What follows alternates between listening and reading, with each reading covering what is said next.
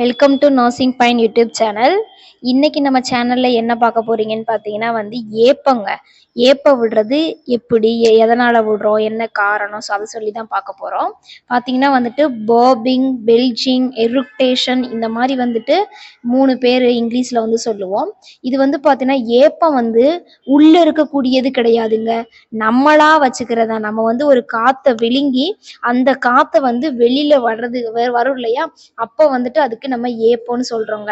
So இன்னைக்கு நம்ம இந்த வீடியோல ஏப்பம் வராம இருக்கிறதுக்கு என்ன பண்ணணும், எப்படியெல்லாம் வந்தா இப்ப ஏப்பம் வந்தா நமக்கு பயமா, அந்த ஏப்பம் வந்தா நமக்கு ஆபத்தா அப்படிங்கிறத பத்தி தான் இன்னைக்கு நம்ம இந்த வீடியோல பார்க்க போறோம்.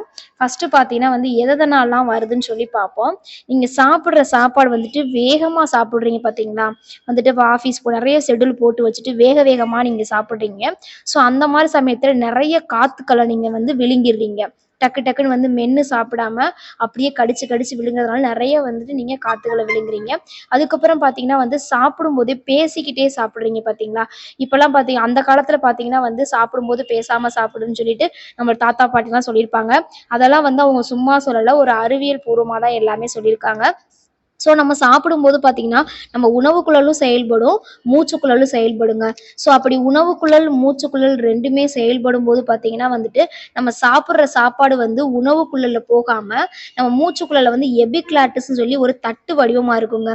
ஸோ அதுல உணவு பட்டு மூச்சுக்குழல்ல உள்ள போயிடுச்சு அப்படின்னா அது நமக்கு இந்த பொறை ஏறிடுச்சு அப்படின்னு சொல்லுவோம். அந்த நேரத்துல டக்குன்னு நீங்க செருமுற மாதிரி இருமுனீங்க அப்படின்னா மூக்கு வழியா அந்த சோறோ தண்ணியோ எல்லாமே வெளியில வருங்க.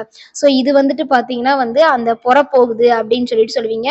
ஸோ இது ஒரு முக்கிய காரணமாவே இருக்குதுங்க. ஸோ அதனால சாப்பிடும்போது பேசுறது குறைக்கணும். அப்புறம் பாத்தீங்கன்னா நம்ம அண்ணாக்க தண்ணி குடிக்கிறோம் இல்லையா, அப்போ நிறைய காத்துக்களை விழுங்குறோம். அதுக்கப்புறம் சோடா, இந்த மாதிரி கேஸ் உள்ள ஐட்டம்ஸ் எல்லாமே கொக்கோ கோலா, மேரண்டா, 7up இந்த மாதிரி எல்லாமே குடிக்கிறதுனால வருது இந்த ஏப்பம். இப்பெல்லாம் பாத்தீங்கன்னா எதுக்கு எடுத்தாலும் இதுதான் நம்ம வாங்கி குடிச்சிட்டு இருக்கோம். ஸோ அதுக்கப்புறம் பாத்தீங்கன்னா ஸ்ட்ரா மூலமா இப்பெல்லாம் ஜூஸ் எல்லாம் குடிக்கணும்னா நம்ம கிளாஸ்ல குடிக்காம ஸ்ட்ரா மூலமா குடிக்கிறோம். ஸோ ஸ்ட்ரால நம்ம அந்த ஜூஸை உறிஞ்சும் போது பாத்தீங்கன்னா நிறைய வகையான காத்து தாங்க நம்ம வாய்க்குள்ள போகுது. அதுக்கப்புறம் பாத்தீங்கன்னா சாப்பிட்ட உடனே நமக்கு அப்படியே ஒரு மாதிரி கிருகிருன்னு வருது, வயிறு ஃபுல் ஆனோடனே எனக்கு ஒரு லைட்டா அப்படியே தூக்கம் வருது அப்படின்னு சொல்லிட்டு நம்ம உடனே நம்ம அதை சாப்பிட்ட உடனே படுக்கிறதுனால நமக்கு என்ன செய்யுது அப்படின்னு பாத்தீங்கன்னா நமக்கு விழுங்கின அந்த காத்துகள் ஏப்ப வராம அப்படியே மந்துன்னு ஆயிக்கிறது. ஸோ அதனால பாத்தீங்கன்னா நீங்க சாப்பிட்ட உடனே பக்கத்துல ரொம்ப டயர்டா இருந்துச்சு, அதாவது ஒரு ரொம்ப அப்படியே மந்துன்னு இருக்குன்னு சொல்லி சிலர் படுத்துக்கீங்க, அதனாலே வருது.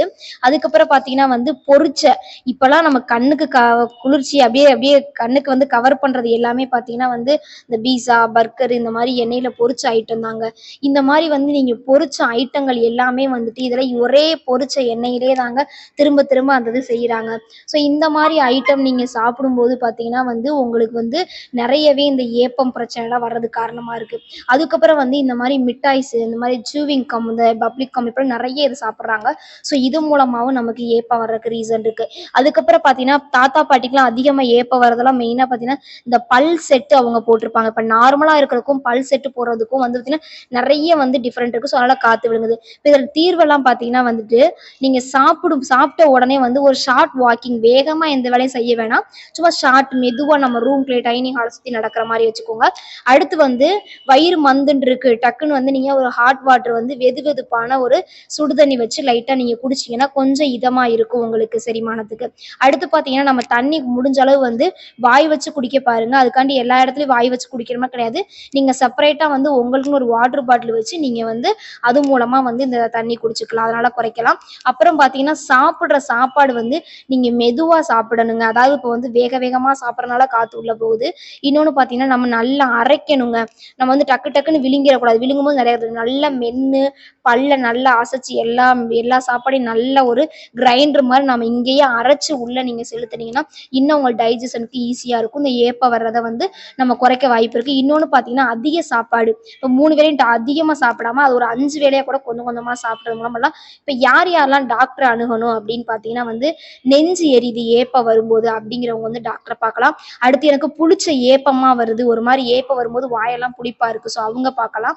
அதுக்கப்புறம் பார்த்தீங்கன்னா வயிறெல்லாம் எனக்கு மந்துன்னு அப்படியே வலிக்கிற மாதிரி ஒரு ஃபீலா இருக்குது, அப்படியே வந்து இருக்க பிடிச்ச மாதிரி செரிமானம் ஆகாத மாதிரி எல்லாம் இருக்குது அப்படிங்கிறவங்க வந்துட்டு நீங்க வந்து டாக்டரை பாருங்க. ஸோ இந்த மாதிரி வந்துட்டு அதிகப்படியான ஏப்பம் வர்றது, நெஞ்செரிச்சல், இந்த மாதிரி புளிச்ச ஏப்பம் வர்றவங்க இவங்கெல்லாம் வந்து நீங்க வந்து பக்கத்துல உள்ள டாக்டரை வந்து கன்சல்ட் பண்ணீங்க அப்படின்னா அவங்க வந்து உங்களுக்கு அதுக்கேத்த வந்து மெடிசனை கொடுப்பாங்க.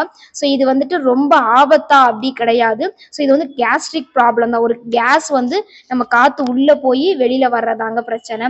ஸோ அதனால வந்துட்டு நீங்க வந்து இதை வந்து தடுக்கிறதுக்கு வழி பண்ணுங்க. தேங்க்யூ ஃபார் வாட்சிங்.